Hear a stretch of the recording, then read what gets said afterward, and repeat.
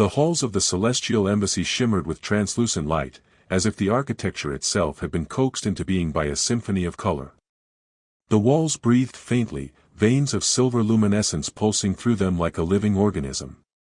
Gravity here was not constant, it shifted softly, adjusting to the physiology of whichever species passed through. To the human staff, this place was a daily trial of balance and awe. To its alien masters, it was home. Mara Lin paused outside the main corridor, adjusting the hem of her pale uniform. The fabric shimmered faintly under the filtered blue light. Her reflection, caught in a pane of reactive glass, looked ghost-like, too small, too tired, too human. She'd been on Erinder Prime for less than 2 weeks, yet already she'd learned that humans were mostly invisible here. The diplomats didn't see them, the embassy's sentient systems barely registered their presence beyond utility. And perhaps that was safest. Still, her new assignment filled her with unease. The Thalkari were notoriously inscrutable, a crystalline species whose bodies refracted light into spectral halos and whose minds operated through layered telepathic harmonics. They viewed emotion as a weakness, sentiment as a flaw of unrefined species. And her new employer, Ambassador Voran, was among the most revered of them all. His voice, she'd been told, could still a riot or spark a war with a single tonal shift. She approached his chamber door, a curved structure of living metal that vibrated faintly to her presence. A thin filament of light traced her outline, scanning. Mara Lin, Human Maintenance Division, she said, her voice smaller than she intended. The door parted soundlessly. Inside, the atmosphere was heavier, infused with faint ozone and the musky tang of ionized minerals. The air itself shimmered. At the center of the room lay Voran, or what appeared to be him, his tall, translucent body reclined upon a floating stasis cradle. His crystalline skin caught the ambient light and broke it into cascading ribbons across the walls. His chest rose and fell slowly, rhythmically, like the slow breathing of a great sea creature. He was said to be in deep stasis, a sacred, meditative sleep during which the Thalkari rebalanced their neural harmonics. Disturbing one was unthinkable. Mara hesitated before stepping forward. She'd cleaned quarters before, rooms belonging to ambassadors, envoys, and alien nobles, but never one like this. Each sound she made seemed magnified. The soft scrape of her boot, the whisper of her sleeve against the air. She gathered her supplies and began to work, careful to move in slow, deliberate gestures. The tools she carried were designed for multi-species environments, gravitic dust collectors, photonic cloths that absorbed stray resonance. As she worked, she tried not to look directly at the ambassador's face. Even in sleep, his features seemed alive, the lattice of his skin pulsing with soft inner light, shifting in color as though responding to invisible dreams. She didn't know that he was awake. Not in the way humans defined it. Voran's consciousness, though dormant to all appearances, was tuned outward, observing. Through a neural web of subdermal crystals, he monitored her presence. Her movements. Her scent. Every tremor of her voice echoed through the frequencies of his perception. He had initiated the test this morning, deciding that the rumors about human unpredictability warranted first-hand investigation. To the Thalkari, humans were a contradiction, physically frail, yet emotionally volatile, intellectually limited, yet capable of irrational acts of bravery that defied all known behavioral logic. Voran, as diplomat, wished to quantify this. And so he had set the stage, pretending to enter his meditative state, leaving his chamber unlocked, and instructing no other staff to enter. He had expected opportunism, perhaps curiosity, perhaps clumsiness. He did not expect reverence. Mara's every gesture was careful. When she passed near his cradle, she lowered her eyes, as if instinctively aware of sacred space. At one point, she paused, noticing a thin fracture along the base of the resonance pillar beside him. The crack emitted a faint hum, discordant against the ambient tone of the room. It was the kind of detail most cleaners would overlook. She leaned closer, adjusting her visor, scanning the anomaly. A slight energy leak, nothing catastrophic, yet she frowned. The Thalkari valued harmony above all things, even a small imbalance might disturb his rest. Without hesitation, she activated a microfuser from her belt and repaired the fissure, humming softly under her breath as she worked. Her hum, a simple, wordless melody, was alien in this place of perfect geometry and silence. Voron's sensors detected it, the frequencies mapping through his neural network. It was soothing. Inelegant, raw, unstructured, but soothing. The melody wove through him like warm current through frozen glass. He should have dismissed it as noise, yet he found himself listening. Then, without warning, the room shuddered. A surge of static flared from the resonance pillar she'd just repaired. The photonic lights dimmed, flickered blue, and a pulse of electricity leapt toward the cradle. It was a minor malfunction, one that would have merely brushed the Diplomat stasis field. Yet before the arc even reached him, Mara reacted. She threw herself forward, hand raised, absorbing the charge through the conductive fabric of her sleeve. The discharge crackled across her arm, leaving a faint burn, and the smell of scorched synthetic fiber filled the air. She gasped, staggering back, clutching her wrist, but the Diplomat remained untouched. Voron's consciousness flared. For a moment, he nearly broke the facade, nearly spoke. The compulsion to move, to ask why, surged through him, but he held himself still. The test, he told himself. Observe. Mara exhaled shakily, checking the cradle's stability, the ambassador's unbroken stillness. It's fine, she whispered more to herself than to him. She adjusted the filters, recalibrated the power nodes, and continued cleaning, though her arm trembled faintly. There was no attempt to call for help. No complaint. No mention of the injury. Voron watched, silent, his crystalline veins pulsing faintly with a new frequency, something his kind did not have a word for. Curiosity had turned to unease. The experiment had shifted. He had not expected this creature's instinct to protect him. Not from duty. Not from fear. It was something else entirely. Something irrational, and yet, beautiful. When Mara finally finished, she stood for a long moment by the cradle, gazing at the still figure before her. The alien's refracted light shimmered faintly against her face, painting her expression in fractured colors, tired, soft, resolute. She whispered something so quiet that even Voron's enhanced senses barely caught it. Rest well, sir. And then she left, her footsteps fading down the corridor, leaving behind the faint scent of ozone and the echo of her heartbeat lingering in the light. In the silent chamber, Ambassador Voron remained perfectly still, but the light within his crystalline body had changed. For the first time in years, it flickered, not with logic, but with wonder. The next morning, the embassy's artificial dawn unfolded across the horizon of Erinder Prime, spilling pale gold through the atmospheric shield. Light bent around the towers, refracting through the biocrystal architecture so that the city seemed to awaken inside a prism. The celestial embassy hummed with life once again, multilingual voices rippling through corridors, gravity fluctuating subtly to match the physiology of dozens of species. Yet in one sealed chamber, deep within the Thalkari wing, something remained still. Voron's crystalline eyes opened to consciousness, the illusion of his stasis ended. For several moments he lay motionless, his mind resonating across multiple frequencies as he replayed the sensory recordings from the night before. He saw again the faint spark of electricity, the human's abrupt movement, the crackle of energy across her arm. He analyzed the data first: temperature, biosignature, damage threshold. Then, beyond the data, he lingered on the sound of her hum.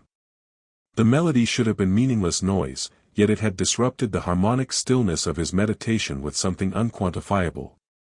It had soothed. He rose from the cradle, the motion fluid and soundless, his luminous form catching the first threads of morning light. His internal harmonics pulsed irregularly, an anomaly he couldn't correct. Voron was not accustomed to imbalance. It was said the Thalkari mind was a perfect instrument, incapable of dissonance. But now, even as he adjusted his resonance frequencies, he found the image of the human returning again and again, her voice threading through his thoughts like an unwanted echo. He summoned his aide through the telepathic channel reserved for diplomatic command. "Locate the human named Mara Lin," he ordered, his tone clipped, cold. "Assign her back to standard quarters, but ensure she receives medical recalibration. She will not be aware that the order came from me." "Yes, Excellency," came the voice in reply, crystalline and mechanical. When the connection closed, Voran turned toward the window, gazing at the vast city below. Berinder Prime was a masterpiece of alien collaboration, a world engineered by dozens of civilizations, yet ruled by silent hierarchies of power. The Thalkari stood near the apex, their influence spanning entire sectors. To them, humans were newcomers, still primitive, still raw with emotion and self-contradiction. Yet last night, one of them had done something a Thalkari never would. Risk herself without calculation, without expectation. In the Thalkari archives, sacrifice was a concept of antiquity, beautiful, poetic, but extinct. And yet, he had witnessed it, unbidden, from a species barely considered sentient by some of the council. Voran pressed a hand to his temple, the crystalline edges of his fingers catching in the morning light. Emotion was interference. Interference led to weakness. He must not indulge it. Still, his mind returned to her. To the trembling of her breath as she whispered goodnight to what she thought was an unconscious being. To the scent of ionized air after her arm had burned. To that inexplicable impulse within him to reach out. In another wing of the embassy, Mara woke in the dim quarters assigned to human staff. Her arm ached, though she'd done her best to conceal the burn. The med unit she'd borrowed from the infirmary hadn't been calibrated for human biology, and the nanofiber salve had left a faint crystalline residue across her skin. She wrapped it tightly before reporting for duty, not wanting to draw attention. The others were already at work, humans, avians, a pair of quiet amphibians who barely spoke. The hierarchy was clear, no questions, no eye contact with officials, no delays. Yet something was different today. She felt it in the air, the subtle hush that fell when she entered a corridor, the faint sense of observation. Embassy systems were alive, always aware, and she felt as though a dozen unseen eyes traced her every movement. Later, as she tended to the botanical atrium, a vast chamber filled with translucent flora from 50 worlds, her reflection appeared in the curved glass of a nutrient pod. Behind it, faintly mirrored, she caught the silhouette of a figure watching from the upper mezzanine. Tall, glass-like, motionless. She froze. But when she turned, the figure was gone, leaving only the whisper of shifting gravity in the air. She told herself it was nothing. Her imagination. Fatigue. Still, she felt a strange tension coiling beneath her skin, a sense that something had begun the night before, something she did not yet understand. Far above, in a private observatory, Voran stood once more, watching through layers of transparent alloy. He told himself it was curiosity, a continuation of the test. But his attention was not scientific, it was personal. He observed her adjusting the alien flora, her motions careful but sure, her focus unbroken. No trace of complaint, no visible wound. Yet he could see the faint distortion in her biosignature, the telltale signs of pain. His hands tightened behind his back. Thalkari law forbade direct interference with subordinates, yet an impulse within him, primal, forbidden, pressed to act. He dismissed the thought and turned toward the archives instead. There, he accessed centuries of Thalkari documentation on humanity, psychological profiles, genetic adaptability studies, behavioral maps. The data reduced humans to clusters of traits, unpredictable, emotional, self-destructive. Yet no record explained what he had seen. No analysis captured that instant when instinct overrode fear. He lingered over one old observation from the early contact missions, humans possess a curious reflex, they protect even that which has harmed them. It is neither logic nor faith, it is something else entirely. He closed the file. For the first time in his long diplomatic career, logic failed to satisfy him. The embassy lights dimmed as night cycle approached. In the human quarters, Mara drifted into uneasy sleep, unaware that across the hallways of glass and light, an alien diplomat was studying her like a mystery that defied his entire civilization. And deep within the chamber walls, unseen by both, the sentient structure of the embassy pulsed faintly, as if listening. The great hall of the embassy shimmered with alien luminescence, its vaulted ceilings threaded with currents of liquid light. The air itself was alive, filled with the quiet murmur of psychic harmonics as representatives from a dozen worlds convened for the evening's diplomatic convergence. The gravity fields adjusted constantly, each table calibrated to its guest's physiology. What appeared elegant to most species felt to Mara like a strange dream of weightlessness and noise. She moved carefully between tables, carrying trays of translucent flasks that refracted light into spectral fragments. Her burned arm was mostly healed now, though beneath the bandage, the skin still glowed faintly where the alien medicine had fused with her own cells. She didn't notice the figure watching from the upper terrace. Voran stood apart from the gathering, his crystalline body glimmering like a sculpture of living glass. To outsiders, his poise seemed perfect, his composure flawless. But within, his neural lattice thrummed with dissonance. He had not been the same since that night. His mind, once a perfect instrument of logic, now carried a faint pulse of something foreign, emotion, raw and unfiltered. He had tried to suppress it through meditation, through recalibration of his frequencies, yet it returned in every silence, the image of the small human standing in the electric glow, shielding him with her fragile body. He turned his attention back to the gathering. Tonight's meeting was critical. The Thalkari were hosting negotiations between the human colonial delegation and the neighboring Ziran hegemony. Tensions had risen over disputed asteroid territories. One misstep, one misinterpreted tone, and an entire sector could spiral toward war. Voran had mediated countless such disputes before, but tonight he found his focus fracturing. His gaze kept drifting toward her. Toward the quiet rhythm of her movements, her soft voice as she thanked another servant, the calm steadiness in her every gesture. It was infuriating. It was distracting. It was, he hesitated, compelling. As he descended from the terrace, the room shifted around him. Conversations dimmed. The light bent to follow his movement, refracting through his crystalline form. The Thalkari diplomat was a being of reputation, his presence enough to silence lesser envoys. Yet tonight, his composure carried something fragile beneath its surface. He approached his table, where the human ambassador, a stout man named Alan Tro, sat flanked by aides. Alan smiled politely, unaware that the being before him was struggling to maintain equilibrium. Ambassador Voran, the human greeted, "We are honored by your presence." Voran inclined his head, his voice resonating in layered tones.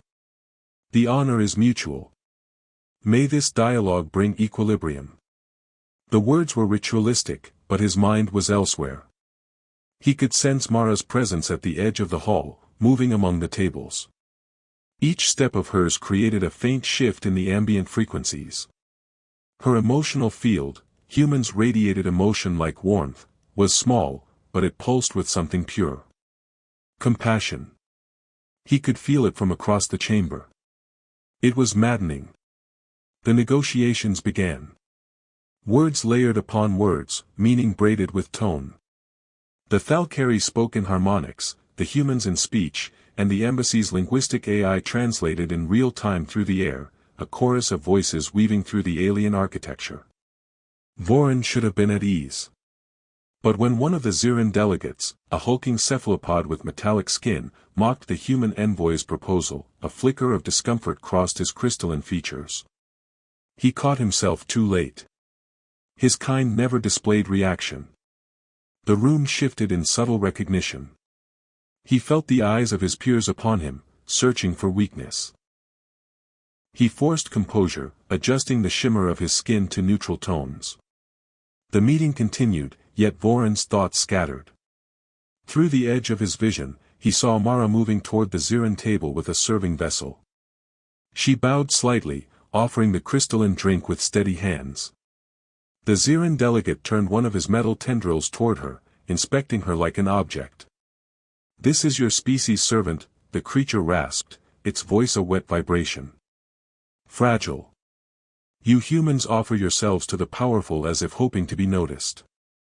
Mara froze but said nothing. Her hands trembled slightly, the glass trembling in her grip. Before anyone else could react, Voron's tone cut through the air, calm yet sharp as a blade. "She is under my protection," he said. Every voice in the chamber fell silent. The phrase was unmistakable, an ancient declaration of sovereignty among the Thalkari, rarely invoked.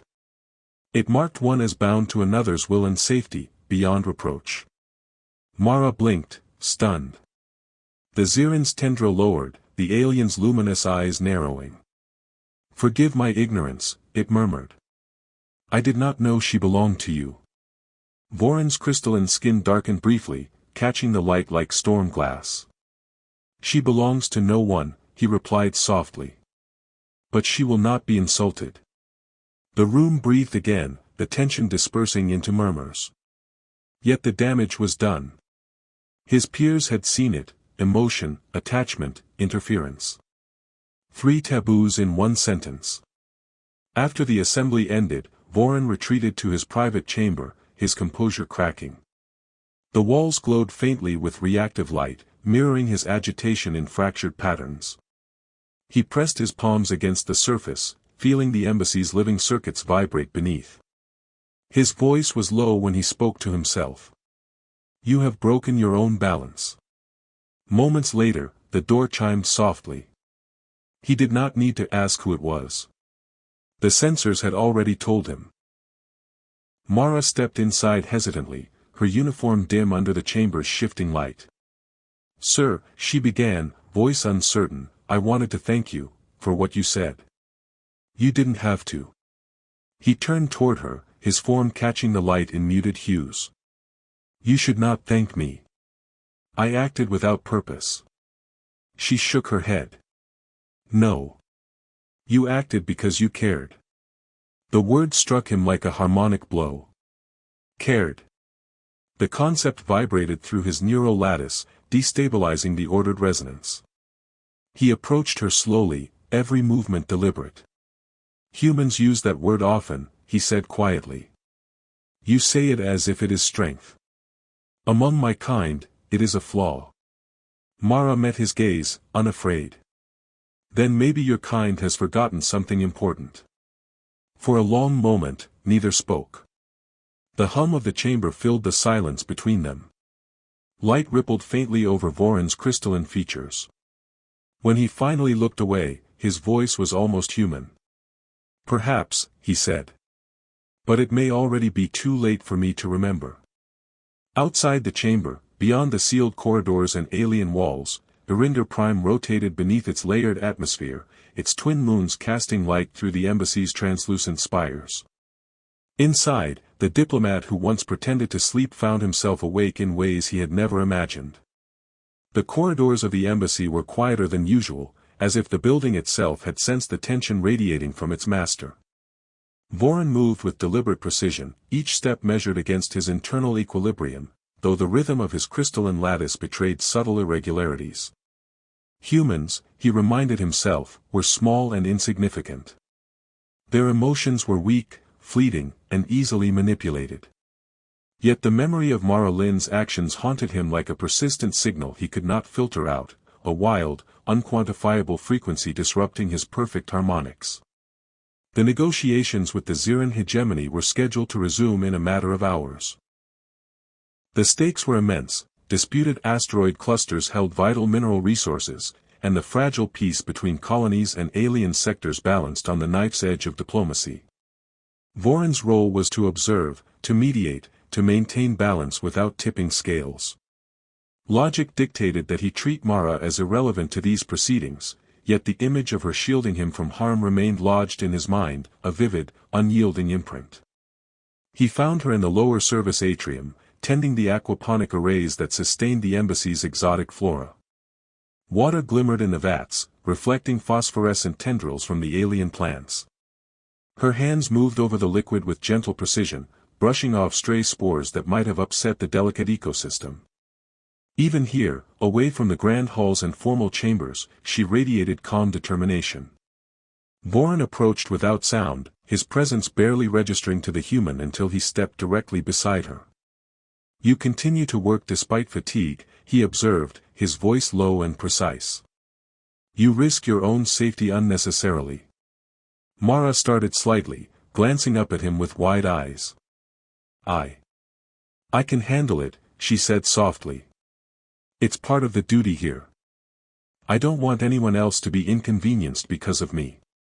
The phrase resonated with him in ways he could not reconcile. The Thalkari prided themselves on sacrifice as calculation, action measured for efficiency, always minimizing risk. But this human, this fragile creature, had acted instinctively, without anticipation of reward or consequence. Her courage was raw and unfiltered, unrefined by logic, yet effective. "You understand risk differently than your kind should," he said. His crystalline features shifted subtly, a faint flicker of inner color betraying the internal conflict. "Why do you act in this way?" Mara hesitated, glancing at the glowing water beneath her fingers. "Because someone needed help," she said simply. "You were in danger. I couldn't just watch it happen." Voran studied her, every harmonic in his mind attempting to parse the data. There were no pre-programmed algorithms for instinctual compassion untempered by reason. None that accounted for courage devoid of self-interest. He realized then that the test he had designed, the observation, the feigned stasis, was no longer his. The human had passed it without knowing it existed, and in doing so, had created a situation he could not control. He extended a hand, not to command, not to restrain, but to touch. A brief connection of mind and neural resonance, carefully limited, enough to sense her vitality, her pain, her determination. Mara flinched at the subtle intrusion, yet she did not pull away. The flood of raw human emotion hit him like a shock wave, hope, fear, fatigue, and something deeper, a persistent warmth that refused categorization. He withdrew quickly, startled by the intensity, by the undeniable presence of life so different from his own. "You are remarkable," he said finally, almost to himself. Words of admiration, unintended and uncharacteristic. He had not spoken them aloud for decades. The syllables felt alien, yet necessary.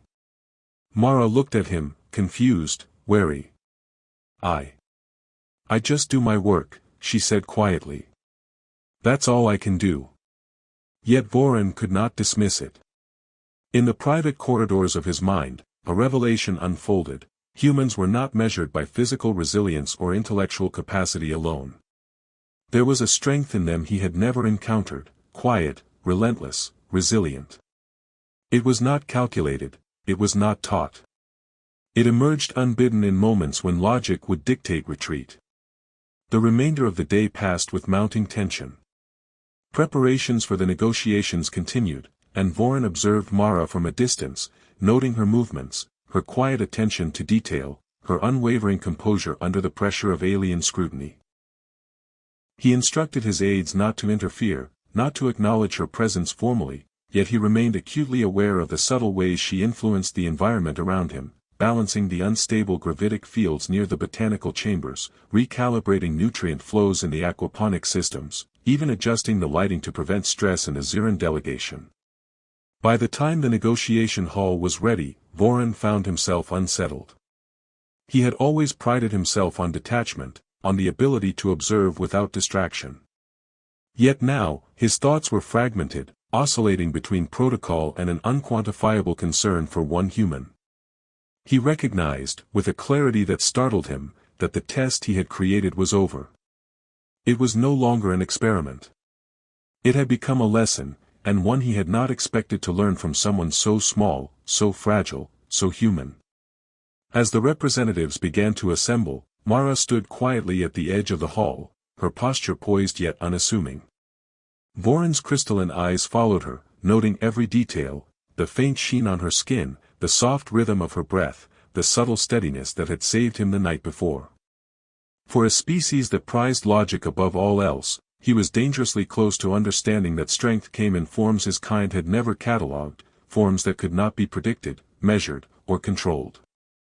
And in the quiet tension before the session began, he realized something that shook him more profoundly than any political maneuver. Humans did not act for power, for reward, or for recognition.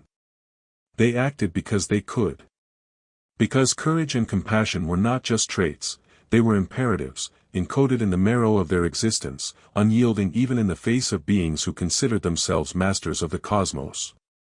Voran inhaled, the crystalline edges of his hands catching the ambient light. He was a diplomat, a master of control, yet for the first time in decades, he felt powerless. Not in body, not in authority, but in the presence of a truth so simple, so unrelenting, that it could not be bargained with, reasoned, or contained. Mara Lin, human, had shifted the balance of his perception, and he knew, deep in the core of his being, that he would never see his species, or himself, the same way again. The great chamber was quiet before the arrival of the delegates, a vast space of refracted light and gravity-shifting platforms that hovered in silent anticipation. Irinder Prime's twin moons cast long, prismatic beams through the transparent walls, painting the floor in moving shards of color. The negotiation hall was pristine, every surface calibrated for resonance and comfort, every detail designed to prevent conflict. Yet beneath the perfection, a subtle tension vibrated, an undercurrent of expectation that no architecture could fully contain. Voran stood at the head of the assembly, his crystalline body catching the light, his inner harmonics still fluctuating, but now with purpose rather than turmoil. He had spent the previous cycles preparing, not for strategy or leverage, but for understanding. The lessons Mara Lin had taught him, instinctive courage, quiet compassion, the unquantifiable strength of humanity, had reshaped his perception. His species had long regarded humans as curiosities or liabilities, yet here he stood, forced to acknowledge their value in ways that no treaty, no analysis, could ever measure. Delegates began to arrive, Zirans with metallic skin glinting like molten alloys, the avian emissaries whose wings trailed bioluminescent filaments, the aquatic representatives whose forms refracted the room's light in liquid distortions. All were experts in the delicate dance of diplomacy, trained to detect hesitation, fear, or malice. Yet Voran carried himself differently tonight. There was a subtle warmth in his presence, a quiet strength born not of fear or intimidation, but of recognition, of truths that had been invisible to his kind for centuries. Mara Lin moved among the staff quietly, tending to details unnoticed by anyone else. She adjusted a luminescent panel that controlled airflow near the Ziran delegation, ensuring comfort. She checked gravitic stabilizers beneath the seating platforms, fine-tuning them to human weight and motion. Every gesture was deliberate, careful, yet unassuming. Voran watched from the head of the hall, his mind attuned to her presence in ways he would have once deemed unnecessary. The negotiations commenced, voices interweaving across languages, translated through the embassy's polyphonic AI, creating a chorus that resonated against the vaulted ceilings. Proposals were made, countered, adjusted. Normally, Voran would have observed with clinical detachment, noting every semantic shift, every frequency modulation, every potential breach in protocol. Yet his attention kept returning to Mara, the way she moved quietly through the hall, ensuring the invisible threads of order remained intact. Her presence had become more than service, it had become a force, stabilizing not just the chamber, but him. An unexpected disruption occurred when a minor power fluctuation caused one of the gravitic platforms to oscillate dangerously beneath the Ziran delegation. In an instant, Mara was there, adjusting compensatory fields and recalibrating the system, moving with confidence and precision. The delegation barely noticed the threat, yet Voran felt the surge of her courage, uncalculated, instinctive, effective. A small human had intervened in a system too complex for most Valkyrie engineers, and she had done so without hesitation. When the final agreements were signed, the room held a moment of stillness, as if the entire assembly recognized a shift beyond the mere exchange of treaties. The humans had been granted expanded rights to asteroid territories, the Xerans had received assurances of resource management and protection. Balance had been maintained, but it was no longer the sterile, mechanical balance of logic and law. Something had changed, respect, unspoken but profound, threaded through every interaction. Voran dismissed the assembly, yet before the attendees departed, he stepped toward Mara. She had returned to the corner of the hall, hands folded, quietly observing. His crystalline skin pulsed softly with a spectrum of colors he had never allowed himself to display publicly: acknowledgement, admiration, and a faint, fragile semblance of something humans might call gratitude. "You acted beyond what was required," he said, his voice a low resonance that carried across the empty hall. "Your actions influenced the outcome more than you realize." Mara's eyes widened, a soft flush across her cheeks. I just did what seemed right," she said. "I didn't think it would matter." Voran studied her for a long moment, the angles of his crystalline form catching the ambient light. "It matters," he said finally. "It matters more than you understand. You have shown a strength that my kind rarely witnesses. Humanity is more resilient than we were willing to believe." She shook her head slightly, humility in her stance. "I'm not strong. I just care." The diplomat considered the word care. A concept long dismissed as inefficient, inconsequential. Yet tonight, it had shifted his understanding of power itself. Compassion had become a force he could neither measure nor predict, yet it had stabilized outcomes that logic alone could not have preserved. The embassy's reactive walls shimmered faintly, as if echoing his thoughts. For decades, Voran had maintained detachment, assuming it was the highest form of mastery. Now he realized mastery might lie elsewhere, in perception, in empathy, in recognition of value beyond computation. He inclined his head toward Mara, a gesture of acknowledgement and respect that carried more weight than any formal title or reward. "Your presence will not be forgotten," he said. Mara smiled softly, the tension of the past cycles easing from her shoulders. "Neither will yours," she replied. Outside, Irinder Prime rotated beneath its twin moons, casting prismatic light over the spires of the celestial embassy. The stars beyond were still cold and distant, yet within the halls of glass and living crystal, a subtle warmth lingered, a quiet testament to courage, compassion, and the unexpected strength of a human who had faced the unknown without hesitation. Voran remained for a long moment, gazing toward the moons, aware that the balance of his perception had shifted permanently. He had tested a human, expecting predictability. Instead, he had been tested himself. And in that revelation, the diplomat understood a truth that would endure far longer than treaties, far longer than alliances. Even the most powerful beings in the universe could not anticipate the quiet, unyielding strength of humanity. And as the corridors emptied and the lights dimmed to a soft nocturnal glow, both human and alien found themselves changed, not by war, not by conquest, but by recognition, understanding, and the invisible threads of courage and care that bound them across the stars.